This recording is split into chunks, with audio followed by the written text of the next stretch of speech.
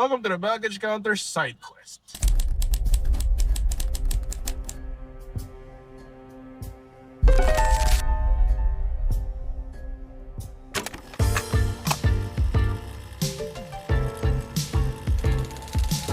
So today, pag-uusapan natin ang changes in technology, technology, and innovation. And ano ba dapat? Dapat naka-manual ka lang para macho? Alam mo, dyan ako pinaka nababad trip. Yung mga lalo na yung merong mga stickers na real men use three Uses- pedals. Real man uses stick. Hindi kayo na. O sige, okay lang. At least di kami hirap sa Ano to? pag-traffic. Hindi lang ito pinag-usapan pero sadyang agree lang kami sa isa't isa. Sa idea na bahala kayo. Kung gusto niyo magtiis sa manual, edi go. Although, masarap talaga mag-drive ng manual kapag free yung traffic. Kasi yung free talaga. Kung matindi. sige. Pero Parang- kasi, sa Metro Manila, Oo. hindi nga lang Metro Manila, kahit sa Cavite, Rizal, Bulacan, yung mga yung mga kakatabing magkatabi. provinces na yan, grabe na rin yung traffic Grabe na rin yung traffic. Kung tingin nyo mas macho kayo nung naka-manual, edi okay, bahala kayo. Kami, So, bakit okay ba na kami tayo, no? nakamatic. Ang reason ba't tayo sa topic ito is, kakagaling lang natin sa Miyas. Sa Miyas, sa Manila International Auto Auto Show. Show sa salon. Hindi, Sorry. naman, to Yung give you credit, meron naman pala kasing Manila Auto Salon. Which Mas. is, ha? Mas, yung Oo, mas. yung Mas, which is basically the same thing. And yung episode na to, walang schedule yung episode na to.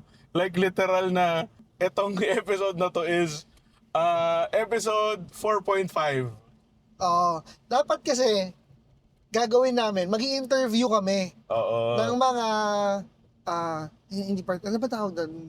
Mga nag-attend. Mga nag-attend, like nag-attend doon. like yung mga nakikita natin, yung mga nagsa-street interview, ganyan. Oo. Tapos, di naglakad-lakad kami. Libot-libot Sabi ni Josh, mamaya natin interview Oo, yan. kaya pa natin yan mamaya.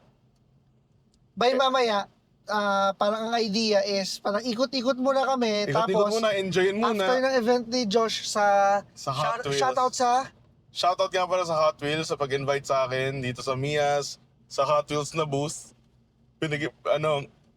Marami kasi silang mga bagong releases. limited edition.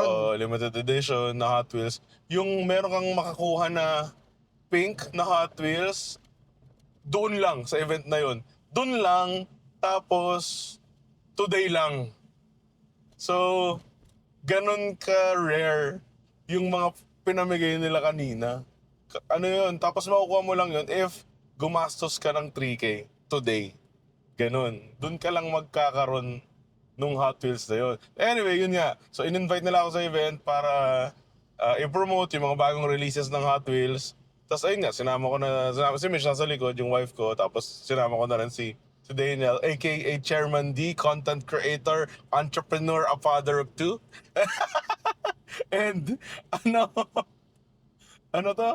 Ayun Yeah, nga. dapat after nung Hot Wheels event is doon mag-i-interview. Mag-interview kami. So, tapos na yung event, pumunta na kami sa Main hall. main hall para umikot-ikot, para maghanap ng Hanap pwedeng ng mga interviewin. Yung mga gusto namin interviewin, wala na. Or hindi Oo. na namin mahanap. Second, Matanda na pala kami. Tanda na, pagod na pala. Sobrang pagod Hindi na namin kaya. Literal wala kaming energy. Ilang oras walang tayo nandun. So, sa mga nakikinig lang at walang video, ako po ay nagda-drive. So, ako ang designated driver for today. So, parang parang road trip podcast. Edit ko ba to? Wala nang edit. Huwag na Yeah. nating i-edit. Extra episode lang naman. So, yun nga. So, since wala kaming na-interview, gagawin na lang namin is, kami na lang sasagot ng questions namin. Oo. Interviewing ourselves. Pero kasi gusto ko rin naman gusto ko yung mga questions. I mean, gusto ko rin labas opinion ko para marinig ng mga taong walang pakialam, tapos sabihin nila lalo wala kaming pakialam. Oo. Question number 1. Ano ba?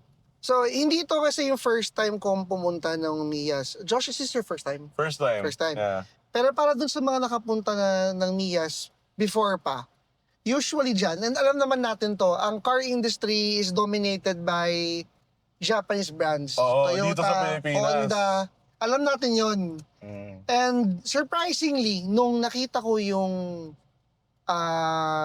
floor plan nung event, is majorities nung nasa main hall, actually walang Japanese car. Correct me if I'm wrong, pero walang Japanese brand. Wala nga. Puro Chinese, may BMW, May isang Korean. may isang Korean, yung Kia. Tapos lahat is Chinese cars na hindi ko nga alam yung iba eh. Syempre BYD andyan, Chang'an, Jayco, Jayco, GAC, MG, may Dipal, mga hindi ko pa narinig. Dipal, yung Ang bike. dami. Yung titinda ng kotse, pero bike yung pangalan. Tapos yung isa pa, titinda ng kotse, pero habal yung pangalan. Oo, wala ba? Bobo tong mga to. Joke lang. Joke lang. So, yung first question is supposedly, ano yung reaction? I think sa akin to applicable. Ano yung reaction ko nung nalaman ko, nung nakita ko ngayong mapa na puro Chinese cars. Ako, honestly, nagulat ako. Kasi since yun nga, pag hindi mo first time makikita mo, puro Japanese cars yan eh. And kahit naman hanggang ngayon, as far as we know, yung car industry is dominated pa rin ng Japanese brands. Pero nakita ko, puro Chinese brands. Oo, Hindi ko grabe. alam bakit. I doubt naman na may parang bias. I doubt. Budget? Umatras yung ano? Siguro innovation.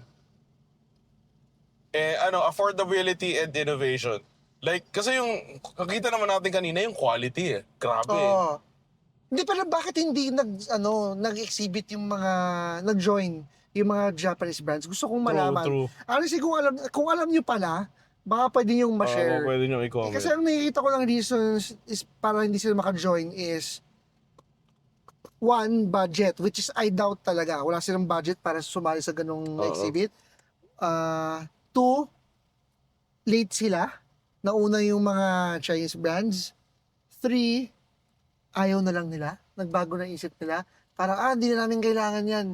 Kilala na kami. Or Mias mismo ang nag-decide na mag-focus Sa Chinese brands. Hindi Chinese brands, sa EVs in particular. Kasi ang dami natin nakita doon na hybrid siya. Halos lahat hybrid siya EVs eh.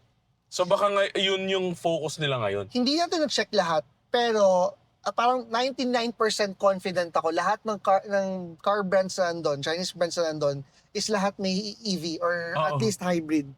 So lahat sila doon. So baka nga. So baka yun yung focus ng today's event. So yun lang yung question number one, and kung na-surprise ako, and follow-up question doon is, because of that, do we think na ang Chinese manufacturers is sooner or later i-dominate na nila yung EV? EV market? Hindi lang yung EV market. Philippine market in total, like automotive industry in the Philippines. What do you think? Feeling ko, magkakaroon sila ng significant market share sa Pilipinas. Pero, sa sobrang ingrained ng Japanese car sa culture natin, feeling ko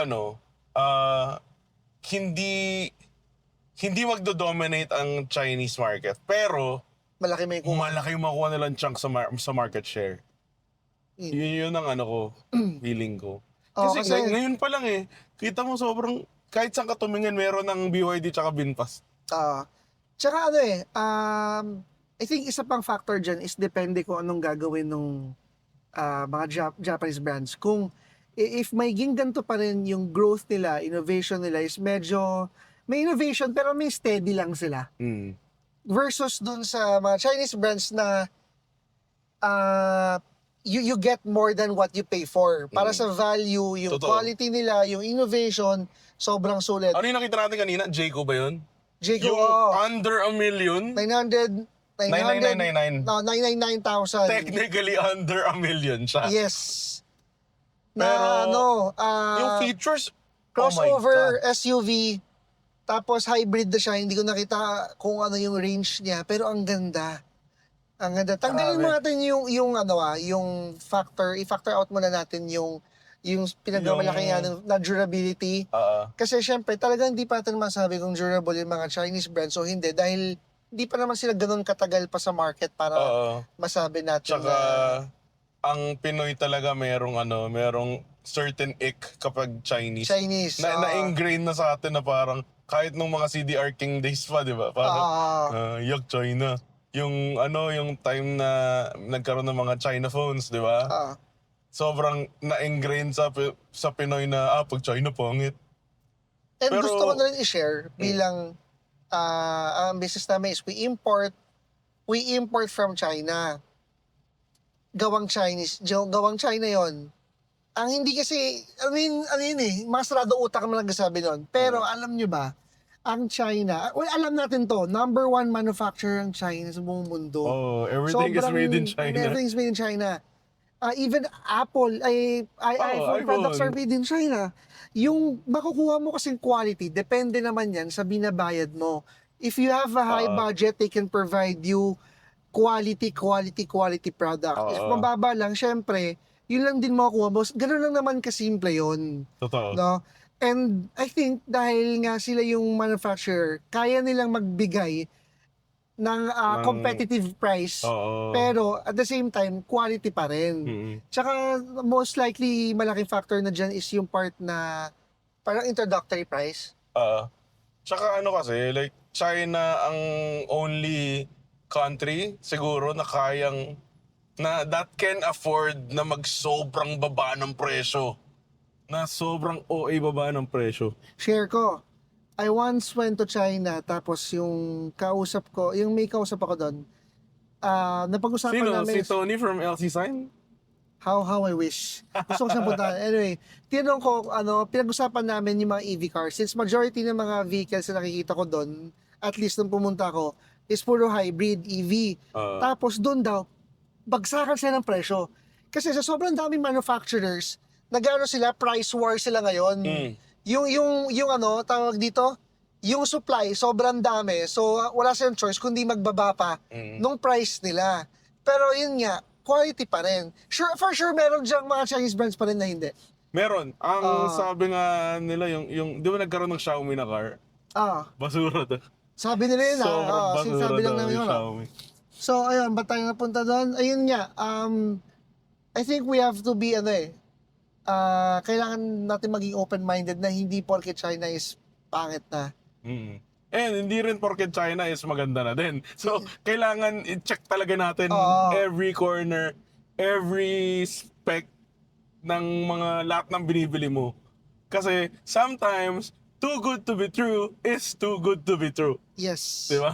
Kung sila mag-dominate, again, depende kung kung sasabay ba yung Japan sa growth ng China or magpapahuli sila. Kasi honestly, medyo nahulihan sila. Si Japan, parang para sa akin, yung mga kotse yung mga Japanese cars, like, dati grabe, sobrang powerhouse talaga, dominate lahat. Yung Honda, yung Mitsubishi, Toyota, matik na yun, kahit hanggang ngayon naman okay pa din. Pero kasi yung Honda, tsaka Mitsubishi, feeling ko medyo nag-lean towards economy na sila and comfort. Na tipong yung mga kotse nila, wala ng personality. Nawala ng personality, nalalo ba yung Mitsubishi Eclipse? ganda nun. Di ba? Yung Mitsubishi Lancer. Dati Mitsubishi putik lahat ng kotse nila cool, may personality.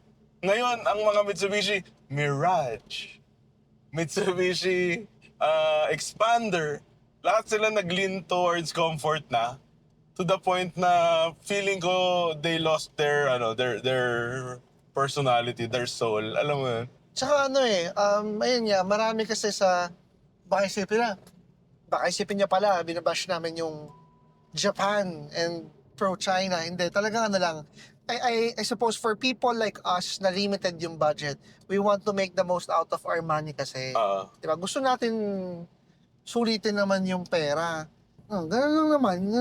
Simple yun. Kaya sana sumabay yung Japan talaga doon.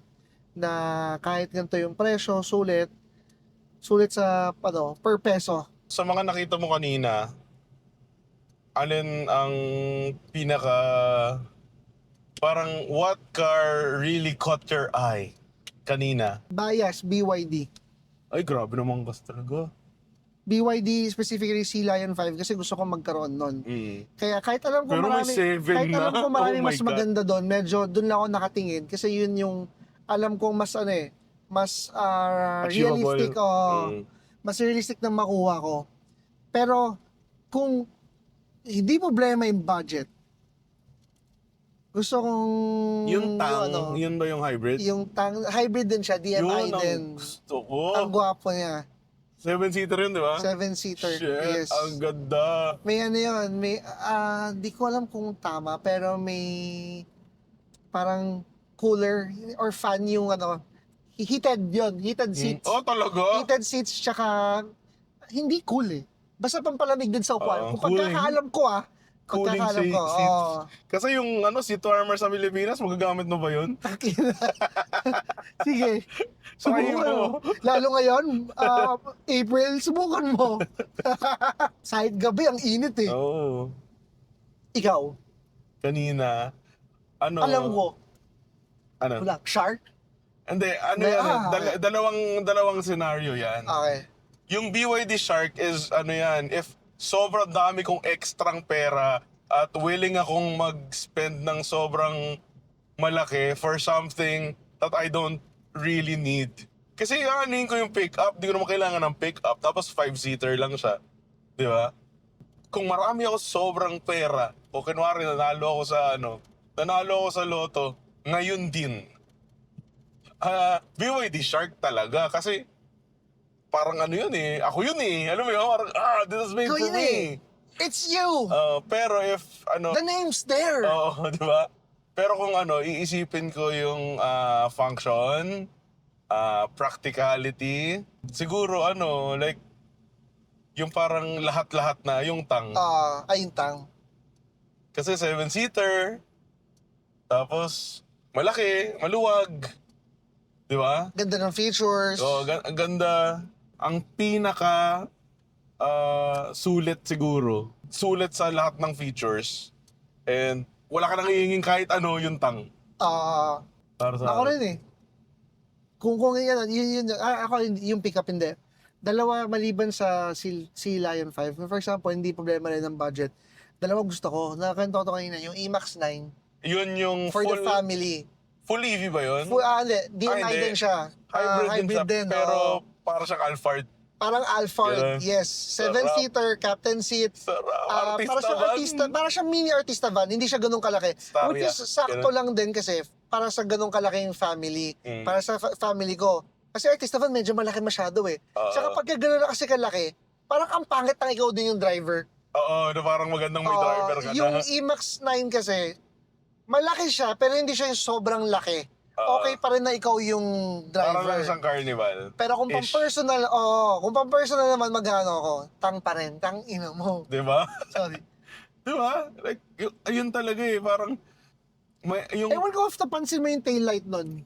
Ay, hindi ako tumingin sa likod eh. Ay, hit lang. Pero i-describe mo para sa mga nakikinig lang at walang video. Yung taillight niya is so from, all throughout sa likod niya. From left signal light hanggang right signal light, pati yung pati yung pinto, yung tailgate meron din. Tapos, hindi siya isang linya kasi. Para siyang braided yung lines niya. Pero ang ganda talaga nung pagkakagawa. Ang art. Artsy. Ang artsy nung... Patingin. Search niyo lang habang sinesearch din namin. Habang search din namin, habang nakikinig kayo. A-upload ko to siguro sa Sunday after nung hobby episode natin. Ay, oo nga. Ang ganda. Parang siyang braided, di ba? Oo. Come on! Ganda. Ang ganda, di ba? Ang ganda. Ganda. Parang siya yung mga tato Oo. na, anong tawag doon? Yung mga parang tribe. Gano'n. Parang Polynesian. Yun. Tribal, Parang gano'n. Parang Okay. yung mga pang-Samoan na tato. So, moving on. Okay na tayo doon. Second question naman natin is ano masasabi mo sa gas price natin, fuel price? Diyos ko. Wala na akong masabi. Ako may good news ha. Ay, may good news. Bababa daw. No, nagtaas ng 150. Good news para sa diesel, magbababa ng 2 to 3 pesos at para sa gas, magbababa ng piso! Wow! Salamat, ha? Thank you! Thank you, ha? Thank you, BBM! Golden age talaga. Thank you, BBM. Ay, parang ayoko na mag-politics. May mga pros and cons yan. Anyway, so given yung Hindi, price okay ngayon, lang yun, Josh, I don't know. Sige, ulit question. given yung presyo ngayon ng gas, Hmm. do you think it's a perfect time for Filipinos, the Filipino people to switch from ICE to hybrid or full EV? Feeling ko, ito na yung ito na, kailangan na talaga. Kung hindi man lahat, a significant chunk of the population, a significant chunk of the drivers, alam ko na hindi madali, pero balita ko na mas mababa ang interest sa ng installment ng electric cars. Yes. And kung ganito lang din yung gas at hindi na siya bababa, yung feeling ko yun ang pinaka-wise choice talaga eh. Tsaka yung etong mga Chinese EVs, like yung BYD, yung everything else, sa mura niya, ma-ROI mo yan eh. Kumbaga mababalik mo rin yan eh sa kung iisipin mo kung gaano kalayo yung mga natatravel mo. Isipin mo yung gastos if nakagas ka. Tapos, kumpara mo yung mga natatravel mo, feeling ko mababalik mo agad yung nagastos mo. You have, kailangan i-weigh down mo muna or i-weigh mo yung gano'n ka ba kadalas kasi umalis. Oo. Kasi hindi mo mararamdaman yung tipid ng EV kung halos hindi ka naman Kung hindi ka taga naman umaalis. everyday. And although, yeah, sabi nga nila, yung mga hybrid, gumagamit pa rin yun ng fuel. Pero even if hindi tumaas kasi yung prices ng fuel ngayon, mas tipid pa rin talaga Oo. ang hybrid. And I'm saying this as an owner of BYD Seal Dynamic. Yun yung pinaka-base ng nila. Hindi pala pinaka-base. Yung May entry level, ganun. Yun yung entry level nila, pero sobrang mura. I have a Veloz, I have a BYD, we have a BYD Seal 5. Compare ko lang. So, sa Veloz, ang full tank, halos parehas sila ng presyo ng full tank. Hmm. Ang full tank ng Veloz is kaya niyan max 350 kilometers for full tank. Ang BYD full tank tsaka isang charge lang, wala nang charge to. Isang charge lang tapos yun full tank lang. Ano yan based on experience yan, ginawa niya talaga yan. Hindi yan hindi yan data lang. As in literal na ginawa niya. May sobra pa ako nito. 600 kilometers yung kayang i-travel ng walang extra charge. Ang claims is kaya na until 1,000. Pero yung ginawa kong 600 na yon, hindi yung takbong pogi, takbo sa traffic, tapos yung sa highway medyo gigil sa gas. Kasi gusto ko makita yung efficiency niya without, kasi pagka tinipid mo, makakatipid ka talaga. So gusto ko malaman gano'n siya katipid kahit na hindi ka nagtitipid. Malayo, doble yung tipid ko from ng ICE versus sa hybrid. And yun yung before pa na hindi tumataas yung presyo. So what more ngayon na mataas ang presyo ng fuel? Oo, tumaas din ng gas, pero ay yung electricity, pero hindi ganoon kalaki yung hindi siya kasing sakit ng pagtaas ng presyo ng ng tawag dito, ng gas or fuel. Ano to? BYD Tang. ano yan? Ito Diba? yung BYD Yan yung Tang. oo. Oh my God. Sa mga nakikinig, again, nagda-drive ako, tapos nakakita kami ng BYD Tang sa sa kalye. Ganda. Gusto ko sa kanya, para siyang X6 ng BMW. BMW, para hindi kayo magalit. Alam mo yung para siyang maliit na sasakyan, pero malaki. Yung pagkakadesign niya, parang yan. Yung pagkakadesign niya nitong katabi ng GAC, Alam mo yung pag GS3. tiningnan mo siya, akala mo crossover siya. Oo, pero malaki seven-seater siya. Mas mahaba siya. Oo, Ganun. ganda no? Ganda. Pero simple siya, walang OA na design. So sexy. So sexy. Follow-up question naman is, if pipili ka nga, anong mas pipiliin mo? Hybrid, plug-in hybrid, or full EV? And why? Ako, if pipili ako, plug-in hybrid. Kasi, na-drive ko yung BYD mo eh. Ibang-iba eh. Ay, bigay tayo ng konti idea. Okay. Kasi for sure, meron baka hindi alam. So, yung EV, yun yung mga full EV. Charge yan talaga. Charge lang. Baterya lang. Hybrid, yung usual hybrid na rinig natin is ito, degas pa rin. Pero para siyang may generator, tapos yung generator gumagamit ng gas, tapos yun yung Sino-charge yung magproduce ng baterya? electricity para dun sa sakyan. Plug-in hybrid has both. Pwede mo siyang i-charge direkta, tapos pwedeng charge ka ng charge, pwede rin naman na degas siya. Okay, so ayun nga, meron siyang battery tapos pwedeng degas, halo siya. Para siyang hybrid na pwede mong i-charge. Yun lang yun. Oo. Kapag ka nag-pure EV ka, may yung range niya, pero yung pinagsama niya, yun nga, malaki. Sa mga hindi ganun ka-technical, yung kasi, yung plug-in na-experience kong i-drive yung BYD ni Daniel. So yun, plug-in hybrid yun. So kapag, di ba ginagamit niya yung baterya at first, pag medyo bumababa yung baterya, mag-switch siya sa gas, habang nakagas, sina-charge na yung baterya, tapos mamaya-maya mag-switch na ulit siya sa baterya lang.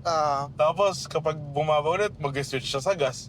So parang sobrang talaga, sobrang tipid niya sa gas. Tapos siguro ang only con lang na masasabi ng mga tao sa hybrid is, hybrid tsaka EV, hindi ka kasi sanay na walang tunog. Feeling ko yung utak mo is, parang sobrang sanay ng mga utak natin na kapag kumapa ka, dapat mag-vroom vroom. Pero yung EV, pag umapa ka, Pero alam mo, ganun lang. habang tumatanda ka, mas ma-appreciate mo yung walang tunog. Totoo, Kasi totoo yung yan. ingay ng sakyan medyo somehow nagiging parang noise pollution na rin siya. Oo, true. Ano pa rin, ang choice ko pa rin is plug-in hybrid. Obviously, Meron ka Sorry, pa rin go. choice eh. Kahit Oo. kasi pag hybrid lang, wala kang choice. Like literal na magpapagas ka pa din. Oo, mas tipid siya pero papagas ka pa din. Di ba? Ang pag plug-in hybrid, pwede mong isaksak. Saksak mo. Marami pa akong baterya. Kaya pa to. Di ba? ang sabi lang nila ng iba, ako hindi kasi ako masyadong ma-technical eh. Nababasa-basa ko lang is, ang pangit lang daw sa hybrid or sa plug-in hybrid is yung parang may maintenance pa rin. Parang doble gastos, mas malaki yung more moving parts, more things to maintain, more expenses. Oo. Which is hindi pa natin masabi. Kaya andun pa rin naman yung part na hopeful ako, hindi ko mag-guarantee na tibay ng BYD. Hopefully tumagal siya ng walang problema. And para sa lahat din ng users sana ganun. Huwag na kayong maging yung iba kasi nag-wish na sana masiraan ka. Tignan mo, masisiraan ka kagad kasi China yan. Napaka-negative, hindi lang kasi nakabili. Oh. Anyway, ako plug-in hybrid din kasi you have the best of both worlds. Kapag city driving, nabasa ko lang din to sa forum, ang pinakamagandang mode is mag-pure EV ka. Which is pag city driving ka lang naman, ang range ng kilometers mo dyan nasa 50 kilometers, 70 kilometers. So isang full charge sa plug-in hybrid, makakauwi ka ng pure EV. Kaya. Tsaka di ba, tanong ko lang, pag electric kasi, di ba kunwari i-on mo, unless pag hindi ka gumagalaw, hindi siya nakaka-consume ng meron, pero hindi siya yung katulad nung parang pag nakagas ka, tapos naka-on lang, naka-idle. So i-compare mo na kapag yung gas yung kotse mo, tapos naka-idle ka, malakas yung konsumo, compare sa EV na kapag nakatigil ka kahit naka-on, hindi ganun kalakas yung konsumo. Tapos din niya, pagka city driving ka lang, naka plug-in hybrid ka, kaya mong gawin ng hindi ka gumagamit ng gas at all. Kasi nga, may kila maliit lang city driving 50 kilometers, 60 kilometers, kakayanin na yun ng plug-in na charge. Literal, Tapos, parang ka nag-e-bike na malaki. Oo, pagka naman nag long drive, nabasa ko rin, puro sa nabasa, mas tipid naman ang hybrid mode na gumagamit pa rin ng gas, which is okay na kasi doon magagamit mo naman yung gas, mas tipid yung consumption niya versus sa EV lang. Kung long drive, yung Oo. tipong expressway. Pero kung city driving, mag full EV ka. Oo. So yeah, since may plugin ka, you have the best of both worlds. Nice, di ba? Next question, although nasagot na dapat isa to para sa mga taong intervene eh. If bibili ka nga, ano bibili? Ayun, si Lion 5, kung may budget, magkano ako? Tang. Tang. Or, hindi ko kasi masyado nakita yung si Lion 7 eh. Oo, yan. Gusto ko makita yung si Lion 7, limited yung yung Edition? restricted yung hindi yung mo paglapit. pwedeng buksan. Kasi bagong May release. restrictions sa yun. Bagong siya labas, si Lion 7 and Atto 2 lumabas na rin sa Philippines. Pero I don't think na nakapag-launch na sila ng with description and everything, BYD. Hindi siya ganun kalaki. Oo. Mukha siyang Alphard na mas mali. Para siyang kung paano yung Ertiga na kamukha ng Innova, ganun yung Oo nga, parang nagigets mo ba pinagano siya. Gets mo yung comparison, di ba? Yung Ertiga is kamukha ng Innova. Kung- Pero mas maliit siya. Kung ang Ertiga nakipag-sex sa Innova. Ganun. Ganun. Oo Ayun. nga pala, shoutout sa mga naka-Innova dyan. Boy pa ba kayo? Kamusta ang diesel? Ang ina, 150. Kamusta ang diesel?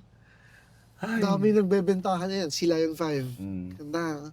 Dami nagbebentahan niya yung mga sasakyan. Lahat ng binibenta, Botek, Innova, tsaka Everest, tsaka... Everest actually. Everest tsaka Innova. Montero. Oo.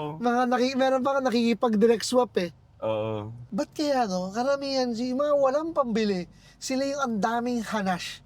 Oo. Sila yung walang experience. Sila yung puro negativity. Syempre, gano'n naman eh. Alam mo naman dito sa Pilipinas. Yung VinFast na minamaliit, majority ng owners doon, sure ako, mga may pera. Oo. Ginagawa project ka rin. Binili nga na para gawin project ka eh. Totoo, dami ko nakita Binpas. Gulat ako, naka-off-road setup. Naka-mags mo. Alam mo yung pinag-usapan natin sa isang episode, yung luho, tapos i-excuse mo. Yun yung isa yan sa mga luho na i-excuse ng asawa na, love, kasi tipid to. Oo, tipid Tipid to. to. Ano yan? Tapos Kailangan bumili ng natin mugs, to. magpalagay ng roof rack, asan yung tipid doon? Ayun yung Binpas, may ginawang jeepney yung itsura. Karamihan talaga sa mga bumilan, mga may pera. Oo, barya lang yun eh. Bumili dahil nagtitipid, pero hindi. Literal, barya lang sa kanila Oo. yun eh. Pero syempre, yung literal na barya lang yung pera, sila yung galit. Oo, barko, hindi ko gano'n yan. Hindi ko. Pangit yan. Pangit yun, gano'n. Pangit yan, walang charging station sa atin. Uy, in fairness, yung growth ng Ang dami charging na. station sa Metro Manila, Winfast pa lang, ang dami ang na laki eh. ng nila. Ang laki ng tinaas. Sobrang Ang dami. dumami, oo. Dati sa talagang limited pa lang ngayon, dumami na. So I think it's really the right time for us. Wake up call to sa atin para tanggapin natin yung teknolohiya. Oo. Kasi maraming tao na basta hindi nila naiintindihan, takot sila eh. Intindihin nyo. Para hindi kayo matakot. Malamang din naman nung lumabas yung mga automatic na sasakyan, ganun din naman Oo. sinabi nila eh. Ayoko, sirain yan. Walang clutch. Hanggang ngayon nga, may mga ganun pa rin matatanda. Hindi, dapat manual yung aralin mo. Ako, hindi mo ako mapagmamanual. Kumuha nga ako ng lisensya. Hindi ko pinalagyan ng manual para wala akong choice eh. Kasi ayoko mag-drive ng manual kasi nanghasal eh. So I think that's it for our side quest. Side quest. Nag-level up na tayo ng sa mobs. Ang dami nating na farm doon. Ayun na lang. Papasok na kami ng Marikina. Again, thank you for listening. Welcome to the Baggage Counter Side Quest. Anyway, ito na, nasa Marikina na kami. Thank you! Alright. For watching. Thank you for watching and listening. Goodbye.